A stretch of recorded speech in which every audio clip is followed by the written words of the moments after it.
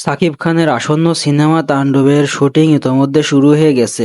সম্প্রতি রাজধানীর একটি ব্যস্ত রাস্তায় শুটিং করতে দেখা গেছে তাকে। ভিডিওতে দেখা যাচ্ছে সে ফোনে কথা বলতে বলতে হেঁটে যাচ্ছে এবং সামনে চলছে ক্যামেরা রোলিং। এই দৃশ্যটি ধরা পড়েছে ভক্তদের ক্যামেরায়, যা এখন সোশ্যাল মিডিয়ায় রীতিমতো ভাইরাল। এমনকি তাকে দেখে বোঝা যাচ্ছে সে একজন চাকরিজীবীর চরিত্রে অভিনয় করছে। রায়হান রাফির পরিচালনায় এই অ্যাকশনধর্মী সিনেমা এইবার ঈদুল আজহায় মুক্তির লক্ষ্যে শুটিং চলছে। পরিচালক জানিয়েছে এটি হবে সাকিব খানের জীবনে সেরা একটি সিনেমা।